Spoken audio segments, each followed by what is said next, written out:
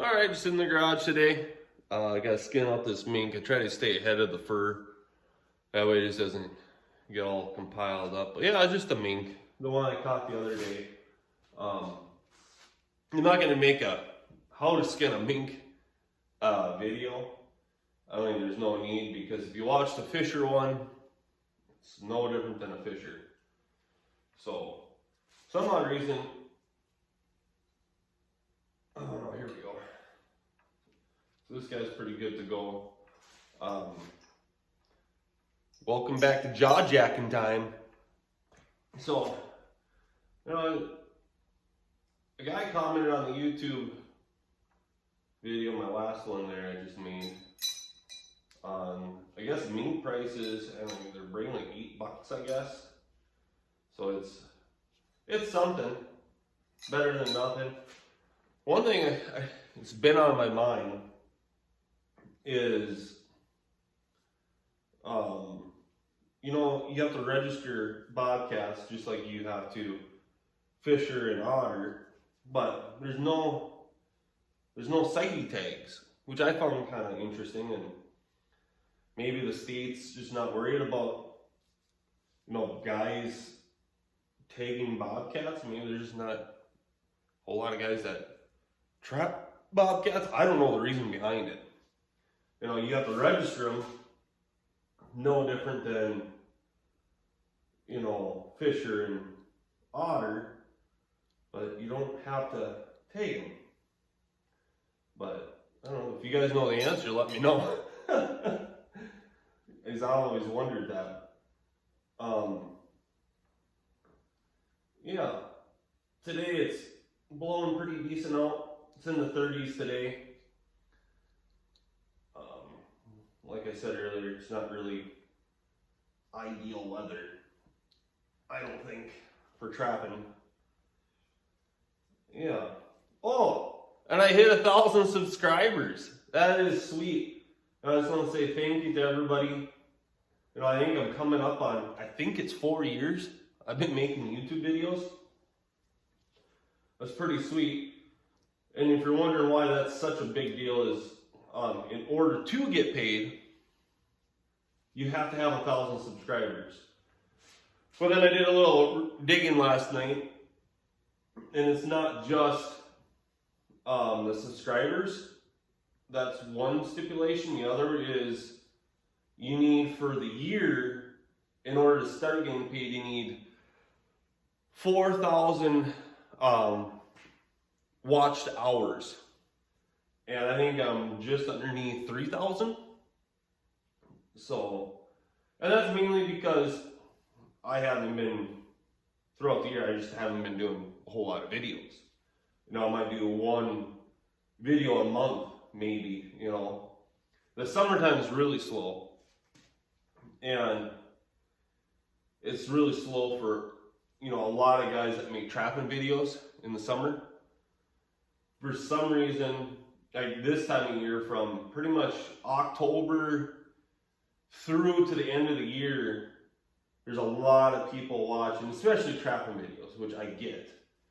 But I think there's a lot of people that are, you know, like right now are on Christmas break. The kids aren't in school, so a lot of people took time off of work to spend time with their family, which I get.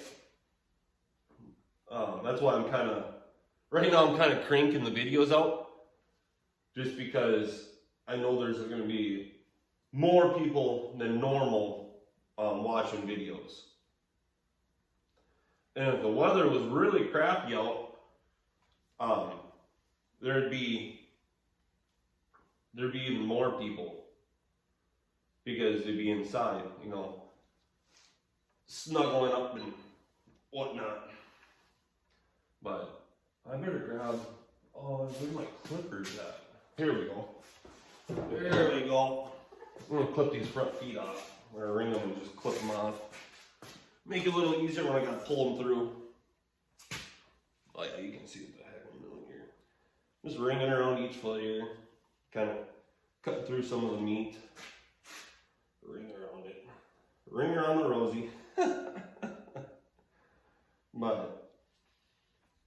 yeah, no, I really do appreciate everybody, especially you've been since the beginning of my YouTube channel. You know, I'm not saying the current ones are less important, but if you've been since, you know, the beginning, it's pretty cool. You know, sometimes I go back and go to the very beginning when I first started this YouTube channel and watch some of the videos, and it's kind of cool. You know, I've said it before, it's, you know, it's kind of a memory deal too, you know, and I enjoy making videos, I really do. The only thing I don't is, I've said it before, is just some of the negative Nancy's out there that, I don't know, it seems like they have nothing better to do than look at YouTube videos and make rude comments. But there's all kinds of people out there. There ain't no doubt about that. But yeah, it's pretty darn cool. I had another guy comment on my last first day bobcat video, which I haven't caught a bobcat, but I'm trying. I'm trying. And he was saying he was running 18 traps and I'm doing better than him with my 8 traps. And you know, it's a lot of it's area, maybe it's numbers. You know, different areas have different numbers of critters out there. It's that, and you know, a lot of it's just right time, right place. I mean, really, I talked to my cousin about it, and there's guys this season that didn't, I'm sure there's guys this season that didn't catch a fisher in the fisher season. It doesn't mean they're, you know, in a bad area. It's just, you know, it's right time, right place. Maybe a week after the fisher season, they'd catch a fisher. It just depends on when they're coming through that area. So that's just part of trapping. You know, like right now, maybe I'm in a good cat area, but they just haven't came through yet. And time will tell. And what I'm doing is, the area I'm in right now, I'm trapping half of the cat season, and then I'm picking up the whole line, and I'm moving to a whole new area, and I'm trapping the second half of the cat season. So, yeah, because it should give me a pretty good idea of what's around, what's going on, and if I get to some fresh country, let them soak. Jeez, I'm kind of clogged up today a little bit. Maybe I'll get into some cats that are wanting to play the game. You know, another guy commented on the channel and said, "Why?" He asked what I'm doing as far as bait wise. You know, am I rebaiting all the time? And the answer is no. Jesus. The answer is no, I'm not rebaiting all the time. If the mice are bad and my bait's getting low, I do rebait. But the only thing I do is every other check is I put out fresh urine and I put out fresh lure every other check. To you know, they come through to help pull them in. So, you know. And on the mink side of things here, this is the most mink I've caught in a season. I ran, back when I was 16, I ran cubby sets, and I wound up catching, I was by a river. Actually, it was the Black Duck River is what it was. And wound up catching a mink. And it's weird because I've trapped quite a few muskrats, you know, when I was younger and even a few years ago, and I'd never catch a mink. out muskrat trapping. Just, I don't know, I wouldn't. For whatever reason, you know. But, yeah, so that's all I do, you know, because the guy was wondering, you know, if I'm rebaiting all the time, or why is it so, why am I so successful pretty much with the trapping? And he had a refusal on a cat. The cat came up, didn't want to commit. And honestly, I'm not that seasoned on bobcats. That's why I'm so interested in them, is because I want to try to really figure out how to get cats, you know, and done a lot of research. I know, you know, beaver meat's really good.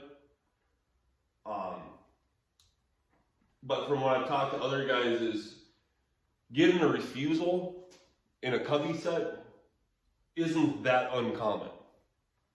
So that individual's watching this, I wouldn't be too upset that you had a refusal.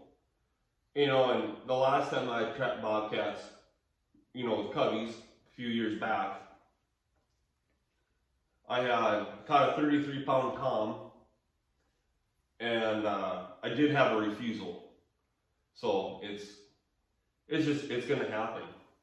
For whatever reason, you know, you just have that cat, you know, they all have their own kind of personality, that you'll have that refusal. You know, and I personally think it has a lot to do with weather.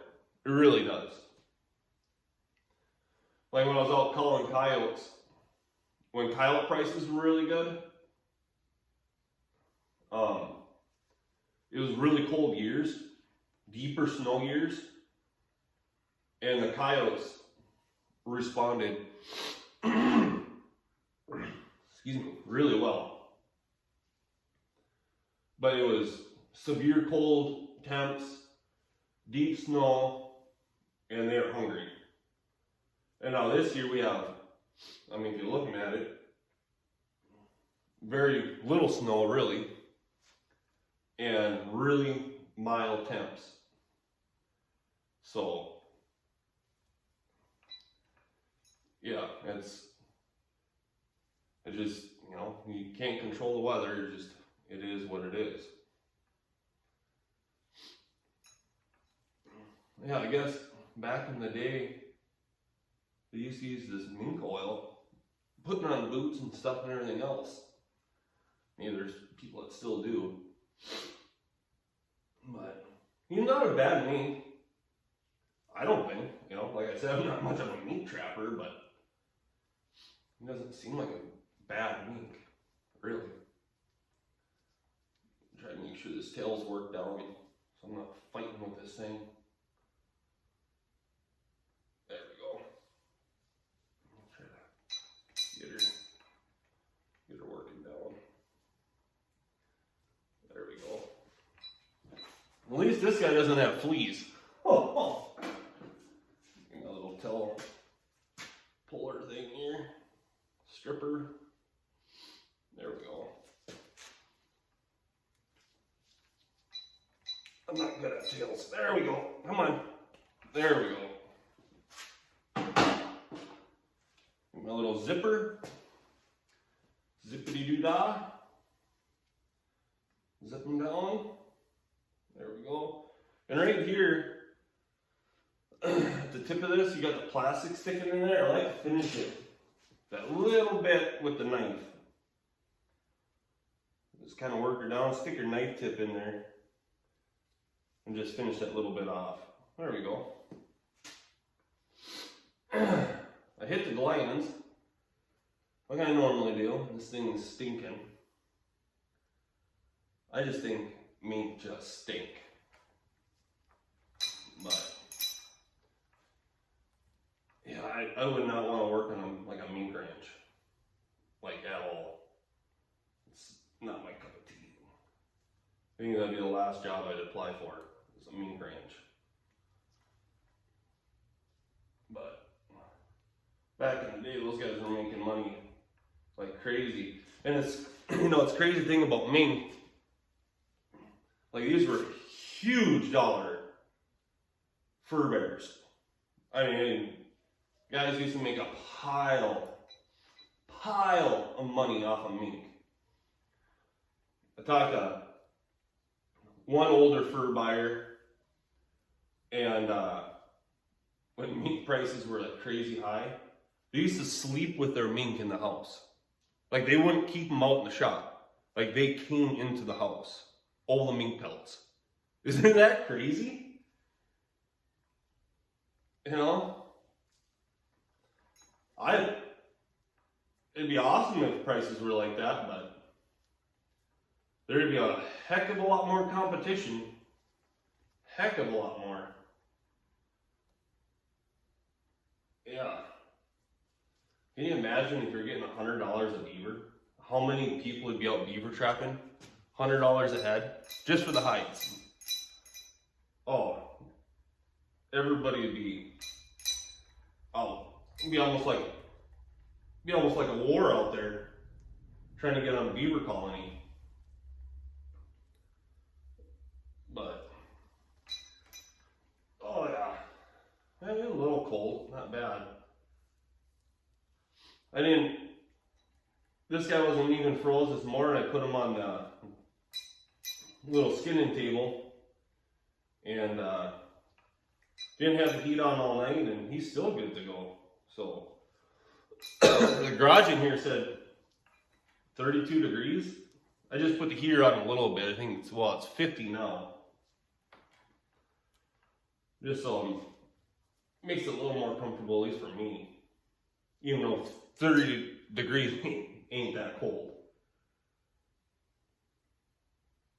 So, but yeah, it's definitely interesting, What I really enjoy is teaching kids, like at seminars, or trapping classes. Because then you get all kinds of questions. It's questions that don't even come to my mind, It's especially kids. Yeah. But yeah, just work them on down. Nothing crazy. Yeah. Yeah, I hope the economy and especially the fur comes back, everything trends, I'm glad that I got out and killed the coyotes that I did when coyotes were high. I even told people, it's like, it ain't gonna be like this forever. It's not. And lo and behold, what I heard with the coyotes is, it was the Canadian goose parkas. They stopped putting wild fur on them, I guess. That's what I heard. I didn't do much research on that, but that's what I heard. And I'm sure the antis got involved and all that. But I think it's silly because fur it's a renewable resource. It is. That's why there's, on certain fur bears, look at Fisher. Here in Minnesota, you're only allowed 2 Fisher. Because then they don't want an over harvest. That way the renewable resource can keep renewing itself. If you over harvest on certain species, then you're not gonna have them around. Beaver, on the other hand, if you look at Minnesota, there's beaver everywhere. They don't care. Take as many as you want because there's so many of them, and the prices are down. There's not that many trappers. And believe it or not, back in the day, there used to be a limit on beaver. Just no different than there's a limit on Fisher right now. So, it's to protect the species. And that's what the antis don't understand. Is like, oh my God, they're gonna wipe them off the face of Earth. No, we're not. No, we are not. No, we're not. And actually, speaking of fishers, at least for the station I turned mine in, their numbers are down. So I don't know if it's just less trappers out or if there's less fisher. From what I've been seeing in the woods, there is no, at least in this area, there's quite a few fisher. I had one come through that didn't get caught. No, I've had two now. Two different locations spread way apart. So I know it's not the same fisher. Like way apart. Like I'm talking, they're 14 miles apart. And I had one fisher come through.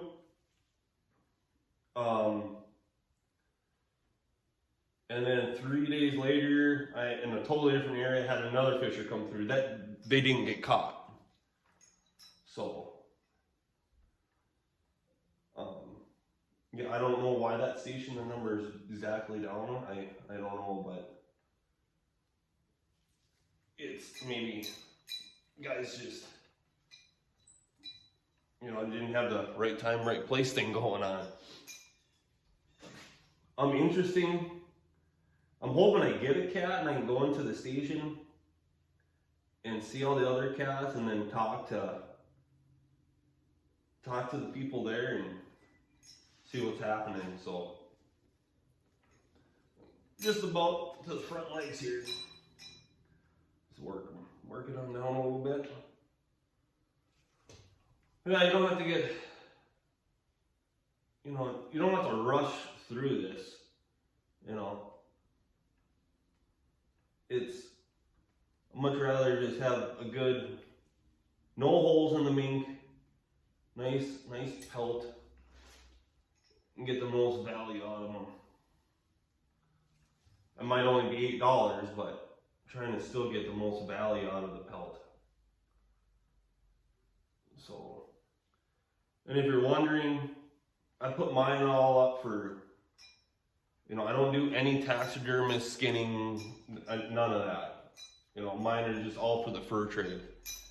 So I don't do feed on. I never have done feed on. So, and you don't need to for the fur trade. Nor do you need the bottom lip either with pelts. It's not a requirement. And if you're wondering, on critters, when they grade them from the ears back. So even if you mess up on an eyeball, it really doesn't matter. It doesn't. They don't grade the pelt up there. It's from the ears back. Because I used to, I don't think I'm doing it this year, but I used to ship to NAFA. Actually, I still got fur up at NAFA. I don't think, well, I'm pretty sure I'm not going to see any money for the pelts that I had up there. I know I had some fox up there. I think there's like 4 fox. There's a gray fox up there. Yeah, that pretty sure that's long gone now. Which I'm glad it was just like a few fox or whatever. I could only imagine if guys had like a couple hundred pelts up there when the whole NAFA thing went down. That would suck.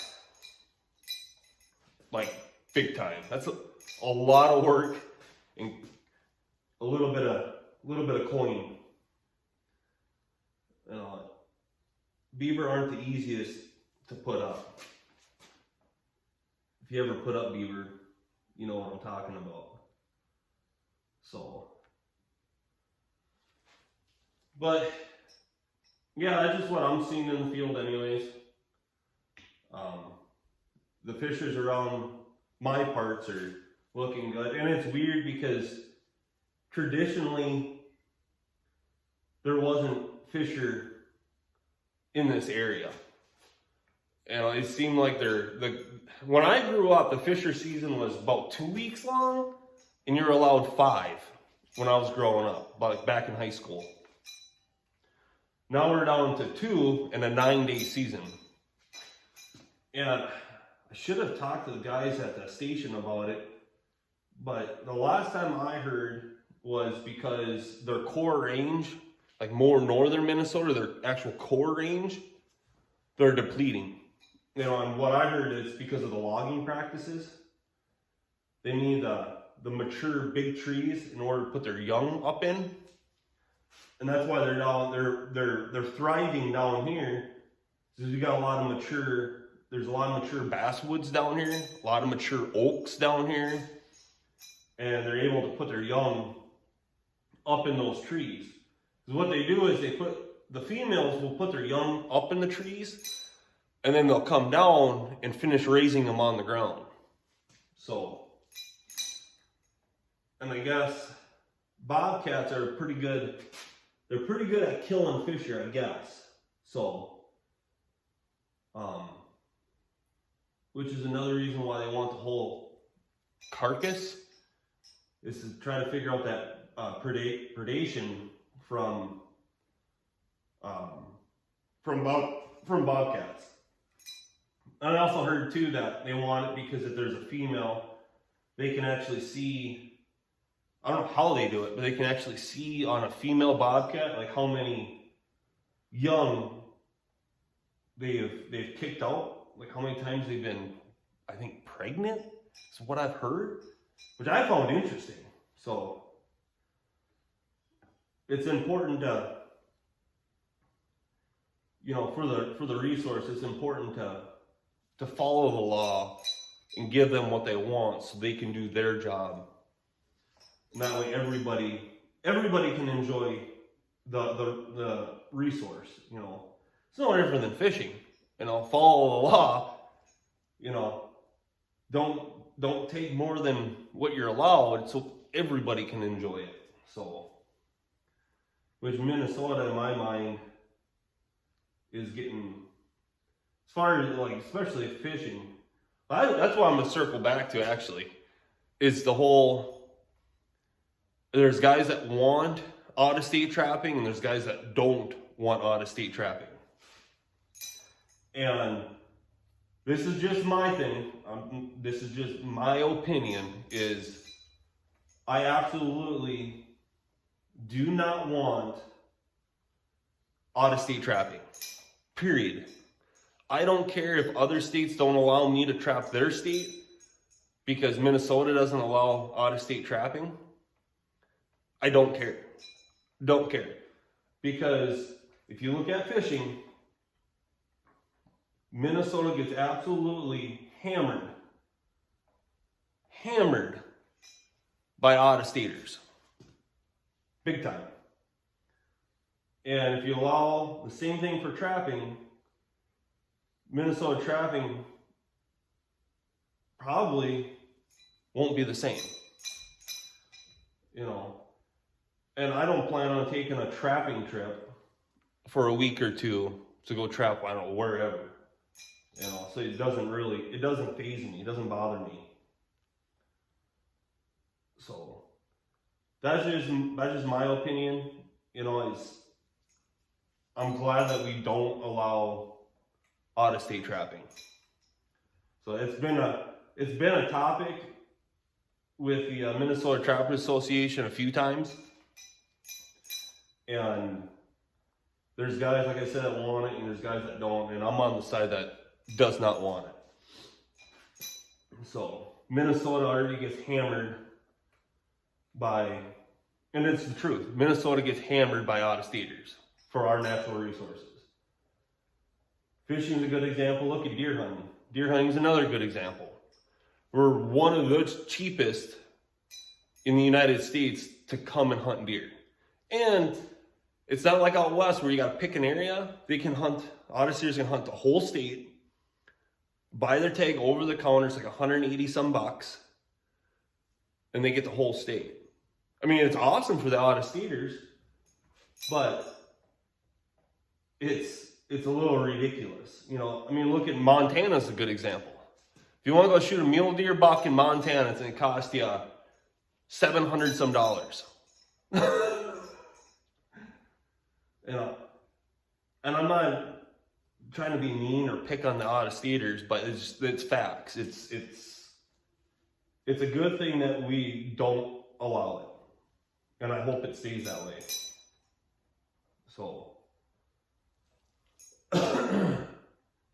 which from guys that I've talked to, almost seems like North Dakota's gaining on Minnesota as far as fishing.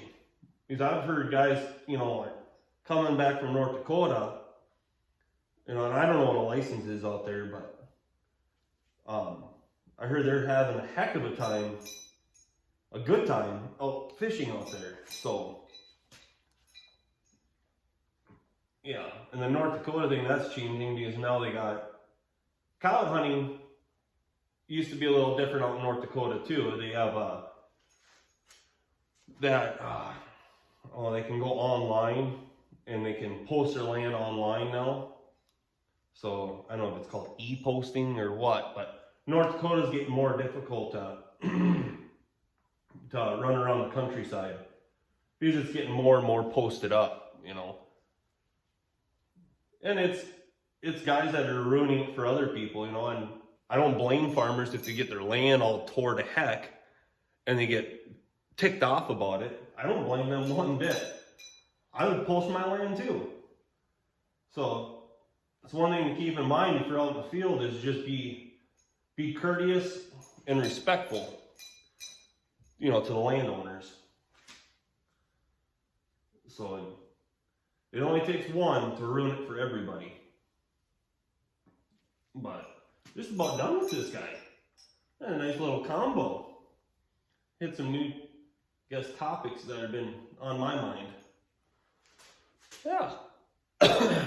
Not a bad guy, huh? I'm gonna get him flipped out here. But, yeah. That's all I had to do for skinning anyways today, so. But, yeah. Get him flipped out, show you here. There we go. Not bad little guy. Yeah. Mm-hmm. Pretty darn sweet. Alrighty. Well, catch you all later. Take care.